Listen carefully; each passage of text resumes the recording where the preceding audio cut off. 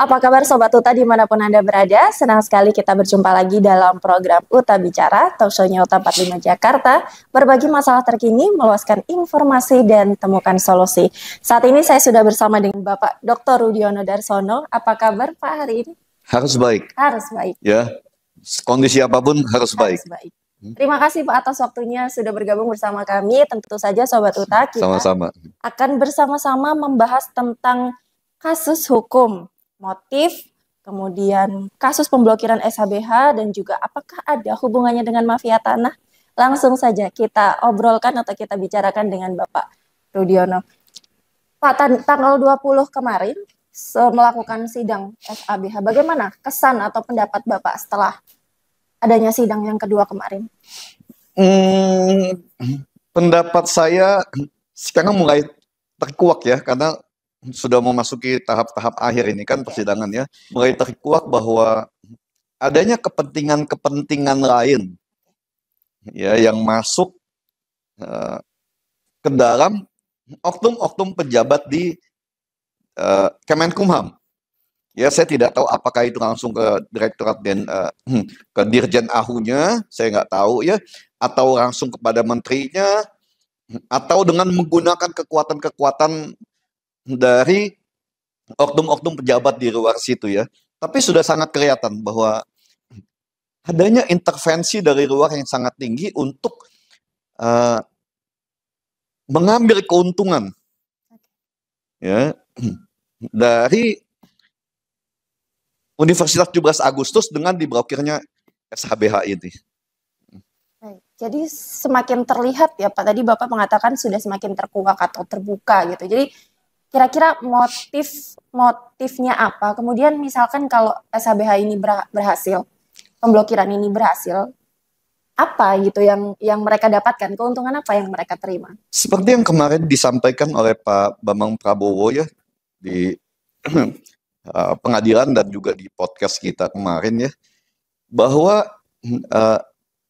diduga ada sejumlah uang yang cukup besar dari mafia tanah ini kepada oknum-oknum di pejabat di Direktorat Jenderal AHU Kemenkumham ya.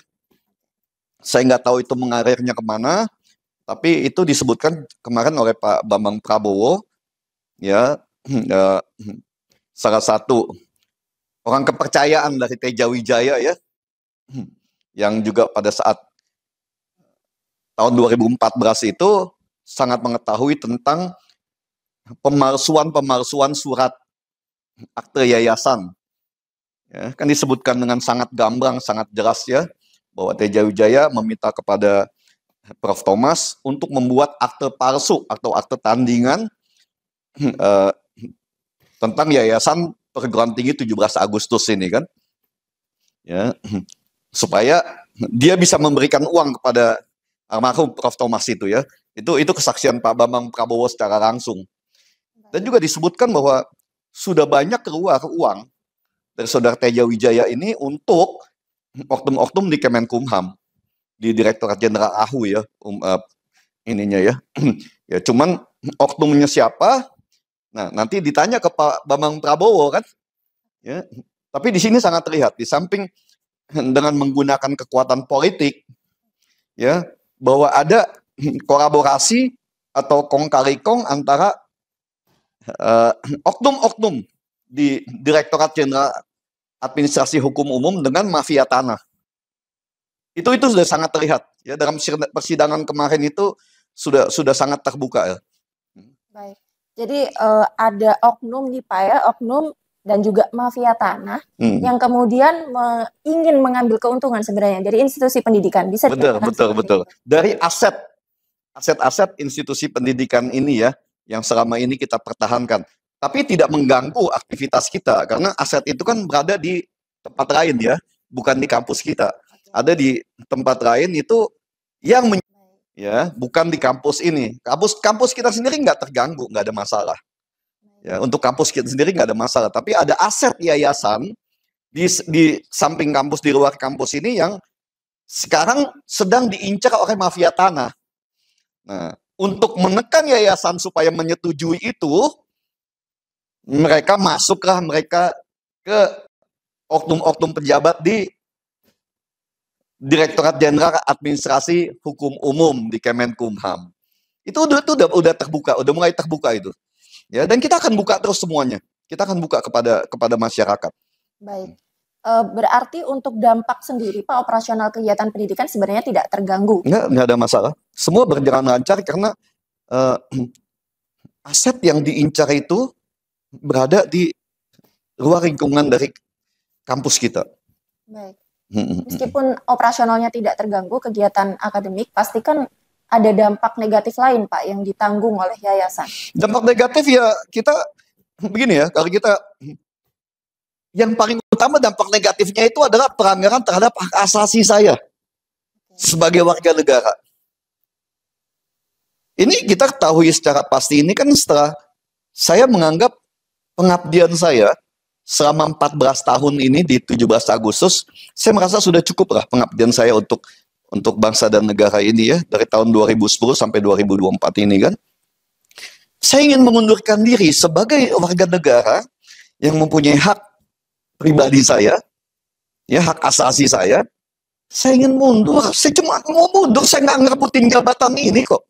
Saya mau mundur, dan pimpinan-pimpinan yayasan sudah menunjuk Bapak Bambang Suristomo, ya, menunjuk Pak Bambang Suristomo sebagai ketua yayasan, dan Bapak Bambang Suristomo itu putranya Bung Tomo. Jadi masalah nasionalisme, ya, masalah idealisme, itu kita nggak mungkin bisa ragukan itu. Ya. Tapi Kemenkumham tidak setuju. Ditjen AHU atau pejabat oknum pejabat ini tidak setuju kalau itu Pak Bambang yang menggantikan saya. Mereka minta saya itu digantikan oleh pejabat-pejabat dari partai politik. Itu ya, itu satu. Dan di sisi pengawasan itu kita disetujui itu diangkat Bapak Ganang Priambodo Sudirman. Ya, beliau adalah cucunya Panglima Besar Sudirman. Jadi saya bingung, kurang nasionalisme apa kampus ini? Sampai dikatakan oleh salah satu pejabat di MPR, ya wakil ketua MPR waktu mengatakan bahwa kalau tidak ada dari partai PDIP, maka kampus 17 Agustus dianggap bukan lagi kampus yang mengusung nasionalis dan telah melakukan desoekarnoisasi. Oke. Saya ingin bertanya, karena pada saat saya masuk ke 17 Agustus tahun 2010, ini 17 Agustus ini masih rawa nih. Dalam kondisi tidak terawat. Izin-izin tidak ada. Satupun izin operasional dari kampus itu tidak ada. Gaji pegawai itu hampir tidak setiap bulan itu dibayar. Kadang 3 bulan sekali dibayar. Ya, kadang 6 bulan sekali. Bisa ditanya kepada, ini orang lama kan masih banyak di sini kan. Bisa ditanya ya. Kadang-kadang mereka tuh dibayarnya gajinya 3 bulan sekali atau 6 bulan sekali. Listrik tidak pernah kadang-kadang diputus, baru pinjam sana sini dibayar. Ya. Jadi kalau dipertanyakan tentang nasionalisme dan oknum-oknum tertentu yang merasa katanya, oh ini harusnya begini, harusnya begitu. Nah, pada saat kampus dulu terlantar, tidak terurus dan tidak mempunyai perizinan sama sekali, Kemana aja gitu ya? ini kemana aja mereka? Pada saat kampus sudah bagus, berdiri dengan jumlah mahasiswa yang ribuan, berbondong-bondong mereka datang mengaku, oh, saya ini nasionalis loh, saya punya hak, saya ini alumni loh. Jadi kadang-kadang negara ini lucu kan? Dan lucunya, ya udah nggak tahu deh. Cuman jadi tambah lucu aja. Saya ingin berhenti, saya ingin mundur. Kok dipersoalin kemana-mana ini kan? Apalagi yang lucunya lagi ditambah harus diganti dengan kader dari partai tertentu. Iya, lucunya Ini swasta kan? Ya. Tidak dibiayai oleh siapapun. Kenapa penggantian saya ini harus orang yang ditunjuk oleh oknum-oknum dari pejabat tertentu? Kan bukan hanya nggak masuk akal sehat ini. Baik, tapi sebelumnya Pak Rudi, maaf, apakah ada relasi tertentu dengan si pihak ini dengan UTA 45 Jakarta sebelumnya dengan yayasan? Relasinya, saya sebagai warga negara, UTA 45 sebagai institusi swasta, Ya. mereka sebagai regulator, ya, yang digaji dan dibayar oleh uang rakyat kan, yang dikorupsi juga lagi kan banyak itu, ya, pejabat-pejabatnya yang masuk penjara juga kan. Itu aja relasinya kan? Baik. Ya, saya warga negara Indonesia, pembayar pajak, yang sekarang hak asasi saya sedang dipermainkan. Yang lain saya nggak punya urusan apa-apa. Ya, saya cuma pengen berhenti, saya cuma pengen mundur. Dan itu sudah disetujui. Kan lucu, ya? Oke. Baik, Pak Rudi. Kemudian yang ingin saya tanyakan adalah, ini kan sudah kedua ya Pak ya, sudah sidang lanjutan. Kemudian yang selanjutnya, upaya apa lagi yang mau dilakukan UTA 45 Jakarta selaku korban dong Pak pastinya, dengan adanya kasus semena-mena seperti ini, pemblokiran dan lain sebagainya yang tidak jelas alasannya. Apalagi Pak yang mau dilakukan kira-kira? Ya, kita terus melakukan upaya apapun ya. Kita proses ini, proses hukum semua segala macam. Tapi di rejimnya Jokowi ya udah kita lewatin aja lah. Ya, karena rejim ini koruptor itu benar-benar dipelihara. Kita lihat, ya, koruptor kalau udah di tingkat atas tidak tersentuh. Yang jadi korban ini kan kerocok-kerocok, semuanya kerocok. Mau dari koruptornya itu swasta, koruptornya itu dari aparat pemerintah, koruptornya dari aparat penegak hukum, pelanggarnya itu semua segala macam dari sana. Yang kena pasti kerocok. Yang di atasnya enak-enak, nyaman-nyaman, mereka ketawa-ketawa nikmatin uang korupsi kita kan. Kan itu aja. Ya, jadi udahlah kita lewatin aja dan kita hanya berharap ke depan bisa lebih baik. Ya. Karena sangat terlihat bahwa tidak ada sama sekali kemauan untuk memperbaiki sistem hukum, ya, pendidikan, yang menjadi dasar dari kemajuan sebuah bangsa itu sama sekali tidak terlihat. Kecuali bagaimana, kalau saya bilang memeras terlalu kasar ya, kayak semacam kayak tapera itu kan, ya, bagaimana mencari uang dari rakyat, baik dalam bentuk pajak, dalam bentuk peraturan atau apapun, itu yang selalu dikumpulkan. Ini yang disebut, jadi kita ini pemerintah sekarang seperti berburu di kebun binatang ini kan. Ya, kita nih rakyat-rakyat Indonesia saat ini seperti binatang yang sedang diburu.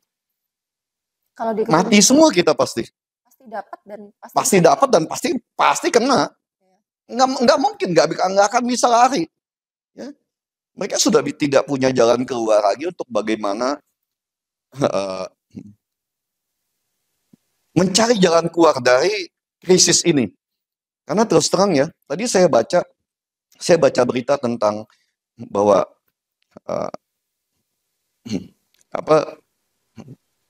asing semua mulai menarik dari semua. Kalau dulu asing menguasai surat utang negara, ya, sang asing mulai keluar semua dan semua mulai digantikan oleh investor dari lokal domestik ya. Itu bukannya baik, bukan. Ya. Kalau dari pandangan saya sendiri itu karena satu, ketidakpercayaan asing untuk melakukan investasi di Indonesia. Ya. Yang kedua, karena pengusaha lokal sudah tidak tahu mau berusaha apa. Semua dipersulit, semua pajak dikenakan, ya. Izin-izin dipersulit, salah sedikit dipermasalahkan. Ya. Jadi bukannya kita buka usaha untuk membantu masyarakat, bisa-bisa kita yang dipenjara. Ya, karena persoalan sedikit itu akan dijadikan masalah buat mereka. Karena ini uang. Ya, pengusaha Indonesia saat ini dianggap punya uang dan itu uang itu yang harus bisa saya ambil. Ini yang sekarang menjadi pemikiran dari pengusaha ya. Ya. Jadi opini-opini seperti ini justru yang harus diperbaiki. Bukan oleh basar-basar pemerintah dengan membuat berita-berita baik tentang situasi. Oh, keuangan kita sedang baik-baik saja ini itu. Hari ini dolar sudah 16.500. Ya. Bukan itu. Tapi bagaimana membenahi moral, mental, dan karakter dari para pejabat atau penguasa bangsa ini. Penguasa pada rejimnya Jokowi ini, itu yang harus diperbaiki. Kalau kita mau kembali ini bagaimana ke depan bangsa Indonesia bisa menjadi lebih baik kan? Itu yang menjadi pemikiran kami dari dunia pendidikan ya. Ya. Jadi jangan sampai, tapi bukan jangan sampai sih Pak, sekarang kan sudah memang kalau mau mudah apa-apa dengan uang. Iya, apapun kita mesti bayar. Mohon maaf ya, kencing pun mesti bayar. Ya. Kan? Cuma napas yang masih belum bayar. Sebentar itu lagi aja. Kayaknya. Ya. Saya nggak tahu kapan itu kita napas dikenain pajak juga kan. Iya betul. Berarti hukum dan peradilan di Indonesia sedang tidak baik-baik saja. Kacau malah Pak. Sedang kacau balau. Kacau balau. Sedang kacau balau. Ya. Sistem hukum, peradilan, pendidikan, kesehatan. Nah, itu fondasi-fondasi yang sangat penting bagi sebuah bangsa. Baik. Benar-benar 10 tahun ini kita acak-acakan semua. Baik. Satu lagi nih Pak Rudi, mungkin ini lebih ke personal ya Pak. Pak Rudi kan concern dengan bagaimana hukum di Indonesia, kemudian pendidikan, segala macam peradilan, termasuk juga Bapak berani untuk mengatakan bagaimana oknum-oknum serta ya itu permainan segala macam di bidang hukum. Bapak apakah tidak ada kekhawatiran Pak? Mungkin takut, kalau anak muda bahasanya takut diculik gitu Pak. Gini ya, saya sekarang sudah 62 tahun ya. Semua pahit, getir, dan manisnya kehidupan ini udah saya nikmati. Bukan tidak ada rasa khawatir. Khawatir itu pasti ada. Bohong, saya sebagai manusia tidak ada rasa khawatir. Sudah pernah saya sampaikan. Tapi buat bangsa ini, kalau kita terus diam, tambah rusak bangsa ini, tambah hancur. Karena tidak semuanya diam dalam posisi ketakutan. Pada saat penguasa dari rejim ini justru tambah menekan begitu kan? Iya. Ya kalau dibilang saya keras ini tuh khawatir. Saya pernah diancam penjara. Ya, saya pernah diancam dikriminalisasi untuk sesuatu yang berdasarkan undang-undang itu tidak mungkin bisa dilakukan. Saya pernah diancam, saya dikirimin preman, puluhan preman. Oh. Ya, untuk mengancam saya atau gimana semua segala macam. Jadi kalau hanya adanya tulisan-tulisan di medsos tentang saya A, B, C, dan D semua segala macam, itu udah saya nggak lihat lah itu. Ya, karena mereka pun sudah tahu bagaimana kehidupan saya, kehidupan pribadi saya, kehidupan keluarga saya. Ya. Semua sudah tahu, semua sudah melihat bagaimana selama ini semua segala macam kan. Ya, apalagi dengan masalah 17 Agustus, semua sudah terbuka di persidangan. Di PT UN pun di sini kita sudah buka semuanya juga. Jadi semua data itu tentang 17 Agustus sudah terbuka dengan lebar, terbuka dengan bebas, dengan ini gitu ya, dengan sebebas-bebasnya keterbukaan itu tentang data siapa yang melakukan atau berbuat sesuatu yang merugikan dari institusi 17 Agustus ini. Ya, semua sudah kita buka itu. Siapa yang dulu yang bermain ini itu. Jadi udah nggak usah ini lagi dipikir juga untuk gituan ya. Jadi kalau ancaman ini itu ya namanya mafia tanah ya. Saya nggak pernah banyak ribut. Saya nggak pernah ribut sama orang. Saya banyak musuh di sini nih karena saya melawan mafia tanah. Ya, saya melawan mafia hukum. Dan tidak banyak yang berani. Bapak salah satu yang berani. Bukan yang saya berani ya, bukan ke sana. Tapi saya merasa terusik karena Dunia pendidikan ini kan dunia masa depan bangsa. Oke. Ingat, kalau kita ingin membangun sebuah bangsa, membangun sebuah negara, yang pertama harus dibangun itu adalah manusianya. Bukan yang lain-lain, yang pertama harus dibangun adalah manusianya. Bagaimana membangun manusia dengan melakukan pendidikan yang baik, agar bisa menjadi generasi yang mempunyai masa depan. Itu yang prinsip itu yang harus dipegang oleh siapapun pemimpin di dunia ini. Ya. Tapi Indonesia kan enggak. Uang pendidikan pun dikorupsi. Semua uang bagian yang menjadi fondasi-fondasi dari masa depan sebuah bangsa semua dikorupsi. Kita nggak tahu lagi mau ngapain. Ya udah kita jalanin aja yang saya bilang kan. Ya kita jalanin aja kan. Baik, Pak, satu lagi pertanyaan ini. Pak Rudi kan juga sebagai dosen hukum, Pak. Bagaimana cara Bapak menjelaskan antara teoritis dengan praktik yang ternyata sangat berbeda di kenyataannya?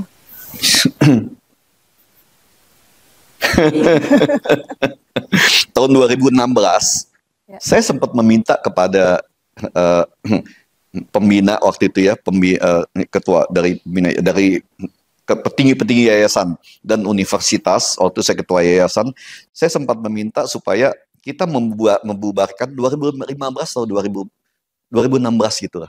Saya meminta untuk membubarkan Fakultas Hukum. Ya, karena proses hukum di Indonesia itu nggak usah pintar menguasai masalah hukum. Kamu pakai pengacara yang punya banyak koneksi, kamu beri aja. Pasal mana yang kamu mau beri, oknum pejabat mana yang kamu mau bayar. Jadi proses hukum di Indonesia saat ini tuh, kamu punya uang berapa, dan siapa yang menjadi backing kamu. Ya. Masalah pasal itu mereka bisa ngatur buat kamu. Ini kenyataan. Hampir tidak mungkin kamu bisa mendapatkan keadilan tanpa kamu bayar. Hampir tidak mungkin. Saat ini sampai seperti itu. Ya, hukum di Indonesia ini. Makanya saya bilang, rejim Jokowi ini dalam 10 tahun, sistem hukum, sistem pendidikan rusak semua. Saya di dunia pendidikan loh. Ya. Saya saksi hidup. Saya yang menjalani ini. Ya. Saya aktivis dunia pendidikan, saya praktisi dunia pendidikan, saya praktisi hukum, saya dosen ilmu hukum. Jadi saya pelaku, saya tahu apa yang terjadi semua di sini. Kan itu. Baik. Jadi termasuk tugas berat, Pak, untuk anak-anak mahasiswa-mahasiswa sekarang membentuk moral mereka supaya tidak seperti oknum-oknum. Dengan sistem liberalis dan kapitalis saat ini sangat-sangat berat. Maka di 17 Agustus ini kita selalu menekankan tentang bagaimana disiplin moral, disiplin etika, disiplin integritas. Karena tanpa itu, tanpa attitude yang baik, kamu sulit untuk bisa menjadi baik di kehidupan hutan belantara di Indonesia ini yang terlalu banyak binatang buasnya ya, binatang liarnya ini kan. Sulit buat kita untuk itu. Ya, jadi kita hanya berusaha di mana kita berdiri, di situ kita mencoba untuk memperbaiki. Baik. Ya, jadi pada saat mereka keluar dari selesai kuliah di 17 Agustus, mereka sudah siap. Jadi siapa yang bisa bertahan atau apa semua segala macam, inilah pendidikannya ada di sini. Baik. Oke, terima kasih Pak Rudi. Closing Pak Rudi, ini kan terkait persidangan ya Pak, data, fakta, semua sudah terbuka, clear, sangat jelas. Harapan Bapak apa nih? Untuk harapan saya, majelis hakim bisa melihat ini, semua prosesnya itu, secara prosedural. Sistem peradilan yang ada. Ya. Karena kemarin ada yang aneh juga kan. Kita sidang ini kita sudah masuk ke dalam saksi ini, saksi-saksi, alat bukti saksi-saksi kita sudah masuk ke sana, tapi ada lagi pertanyaan mundur lagi kita ke belakang tentang administrasi, ya, dan itu dilayani oleh majelis hakim. Saya sebagai dosen merasa, loh, ini kita sudah masuk ke semester 4. Bukan semester 4, kita sudah semester 6 nih. Ya, kita sudah semester 6 S1 untuk menjadi sarjana. Kita disuruh balik lagi untuk mengulang pelajaran di tingkat SMP atau SD. Oh, jauh sekali. Di SD mungkin kan, ini mulai lagi dari awal kan. Karena PTUN itu, administrasi itu adanya di dismisal. Di dismisal itu, semua administrasi itu dibuka. Apakah kasus ini layak untuk disidangkan atau tidak? Di situ hakim-hakim dengan para penggugat dan tergugat berdebat tentang administrasi di sana. Ya. Selesai dismisal, itu ke depan itu PTUN sudah tidak lagi berbicara tentang administrasi. Makanya di kemarin itu, tapi saya diam aja lah. Ya, karena pada saat saya ngomong, hakim kan meminta saya untuk diam. Padahal saya hanya ingin menjelaskan, Pak, kita ini kembali lagi ke kehidupan masa lalu loh. Kita sudah di semester 6 ini, kita balik lagi ke SD. Kita udah kuliah, tapi kita suruh belajar pelajaran anak SD lagi, kita persiapan untuk sekolah dasar. Kan itu. Nah itu ya, tapi inilah, ini Indonesia. Kita berbicara tentang kompetensi. Ya, kita tidak bisa lain tentang kompetensi, karena memang kompetensi kita ini sangat buruk. Di seluruh bidang, di semua bidang. Itu yang kita persiapkan di 17 Agustus ini.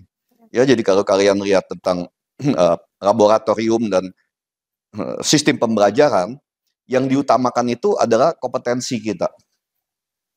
Ya, yang kita utamakan adalah kompetensi bagaimana anak-anak itu siap untuk menghadapi kehidupan di dunia luar ini, di Indonesia yang begitu luas.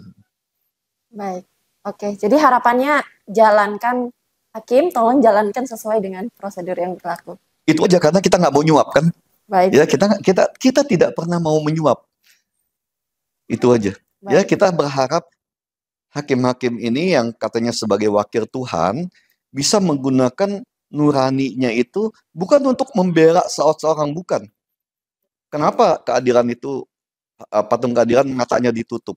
Dia tidak boleh tahu siapa yang bersengketa, siapa yang berperkara. Straight to the point. Makanya saya sempat mengatakan kan, lebih baik negara ini dipimpin sama robot. Ya. Karena robot itu kan nggak akan berpihak kemana-mana. Dia hanya berpihak pada aturan yang sudah dibuat untuk dia jalankan. Pasti lebih baik. Karena nurani oknum penguasa saat ini lebih jahat. Dan bisa dibeli. Bukan cuma bisa dibeli, mereka menawarkan untuk berdagang. Kan itu. Ya. Ya. Baik. Itu yang terjadi. Oke. Baik. Terima kasih Pak Rudi atas waktunya. Ini tentu obrolan yang sangat luar biasa dan terima kasih. Juga. Baik, Pak Rudi, terima kasih banyak atas waktunya. Sobat UTA, berakhir sudah kebersamaan kita dalam program UTA Bicara kali ini. Jangan lupa untuk saksikan terus program UTA Bicara, talkshow-nya UTA 45 Jakarta, berbagi masalah terkini, meluaskan informasi dan temukan solusi. Sampai jumpa.